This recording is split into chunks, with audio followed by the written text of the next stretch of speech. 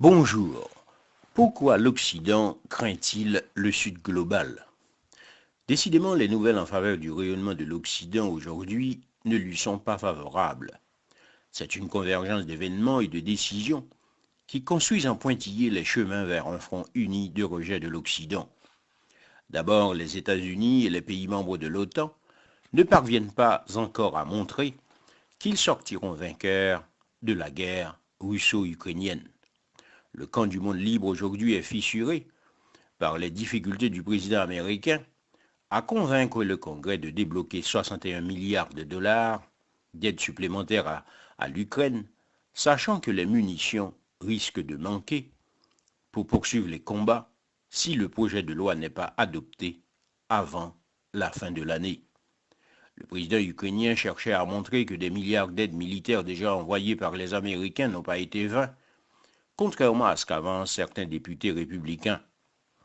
En effet, il n'a pas été accueilli aussi chaleureusement que l'année dernière au Congrès mardi matin, et depuis la Chambre a basculé dans l'opposition. Or, la moitié des élus républicains et plus du tiers des Américains jugent désormais que l'Amérique dépense trop pour l'Ukraine. Et les perspectives des élections américaines, la forte probabilité pour Donald Trump de revenir à la Maison-Blanche l'année prochaine, assombrissent le camp occidental, alors que les pays membres de l'OTAN n'ont pas la capacité de suppléer au soutien américain, malgré le financement d'une aide macro-financière de 50 milliards d'euros de l'Union européenne sur 4 ans pour soutenir Kiev. Le Sud global est également une menace pour l'Occident si on verse à l'analyse les mutations enregistrées en Afrique. Le Mali, le Burkina Faso, le Niger ont vu arriver au sommet de leur pays des régimes militaires soutenus par leur population locale. À ces régimes, il faut ajouter le coup d'État du Gabon. Et ces régimes sont caractérisés par une aversion à la France, dont les soldats et diplomates sont chassés, non sans brutalité et excès. Ils ont rompu les accords de défense qui liaient ces régimes à la France.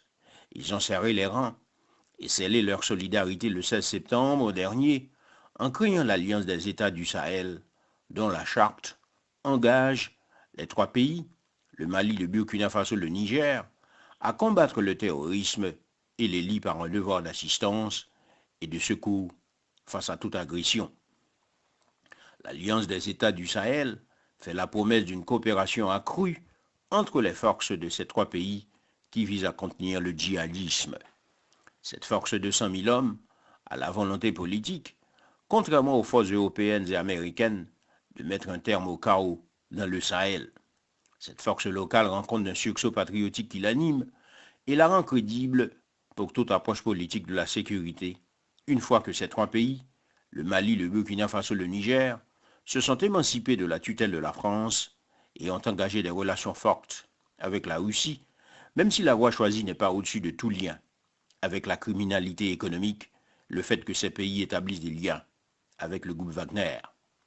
Le Sud global menace également l'Occident, enfin par sa volonté affichée de mettre en place un ordre financier alternatif qui permettrait de contourner à la fois le Fonds monétaire international et le dollar, grâce notamment à la nouvelle banque de développement dont la direction est actuellement assurée par Dilma Rousseff. De retour en Chine en avril 2023, le président du Brésil, Luiz Inácio Lula da Silva, a salué cette prise de fonction, car cette banque des BRICS réunit toutes les conditions pour devenir la grande banque du Sud global, car elle prêtera de l'argent dans la perspective d'aider les pays et non de les asphyxier. Pour Lula, l'idée n'est pas de nourrir un antagonisme Nord-Sud, mais de le dépasser en marginalisant le Nord jusqu'alors hégémonique. Je cite, je pense que nous sommes des victimes. Nous sommes traités comme des algorithmes et il est nécessaire que l'humanisme réagisse. Nous devons vaincre l'individualisme qui est en train de s'emparer de l'humanité. L'humanité est née pour vivre en communauté. Fin de citation. Telles sont les déclarations de Luiz Inácio Lula da Silva le 14 avril dernier. C'est sans doute dans cet horizon mondial qu'il faut comprendre l'ajout au début des années 1990 de l'adjectif global à la notion de Sud utilisée jusqu'alors.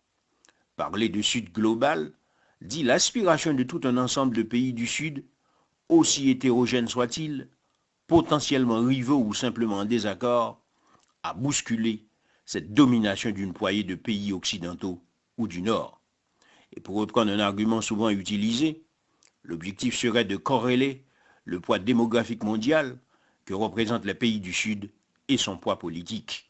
C'est ce qu'exprimait également le président sud-africain Cyril Ramaphosa à l'Assemblée nationale le 9 mars 2023, alors que se prépare le prochain sommet des BRICS à Durban.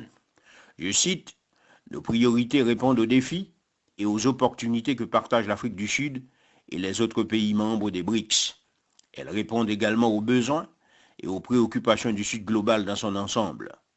L'une des valeurs fondatrices des BRICS est la nécessité de restructurer l'architecture politique, économique et financière mondiale, globale, pour la rendre plus équitable, plus équilibrée et plus représentative. Les pays des BRICS, poursuit le président sud-africain, conviennent que les Nations unies doivent rester au centre du multilatéralisme et être réformées pour les rendre plus efficaces, plus inclusives et plus représentatives de la communauté mondiale. Cela inclut la réforme du Conseil de sécurité des Nations unies afin de garantir que les pays africains et les autres pays du Sud soient correctement représentés et que leurs intérêts soient effectivement défendus. Fin de citation, a exprimé le président Cyril Ramaphosa le 9 avril 2023. Et selon Pierre Gosser, le géopolitologue français, il serait plus juste de parler de multi-alignement plus que de non-alignement. Cela s'inscrit, dit-il, dans un système mondial perçu comme étant de plus en plus multipolaire, où la diplomatie serait plus fluide, permettant une plus grande latitude de positionnement et d'action aux puissances moyennes comme l'Inde, mais aussi la Russie, la France, le Brésil, le Japon, la Turquie, l'Arabie saoudite. Les réflexes campistes qui auraient voulu que le monde soit divisé en deux camps, soit contre la Russie avec les États-Unis, soit contre les États-Unis avec la Russie, n'ont pas bouleversé l'ordre mondial qui s'avère plus polycentrique que jamais. Quant à la notion de Sud global elle-même, dont on peut considérer qu'elle est fragile, parce que difficile à caractériser, et finalement assez floue, ce qui est le cas de nombre de catégories métagéographiques, elle tient sans doute sa pertinence de sa performativité. Le Sud global existe d'abord parce qu'on en parle et qu'on s'exprime en son nom, mais personne n'est dupe.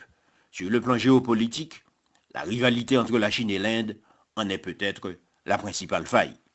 Pour conclure, Haïti, loin d'engager les réformes nécessaires à inscrire sa place au sein du Sud global, dilue le récit national dans des rivalités futiles de la recherche de l'accumulation matérielle. Les élites délinquantes qui dirigent ce pays ne sont pas à la hauteur de ces enjeux. Il faut donc que les élites résiduelles assument leurs responsabilités et dégager les élites délinquantes qui entravent la modernisation d'Haïti et son ascension parmi les grands du Sud global. Jacques Nézi, Radio Cosmos. Merci parce que vous êtes abonné à la chaîne.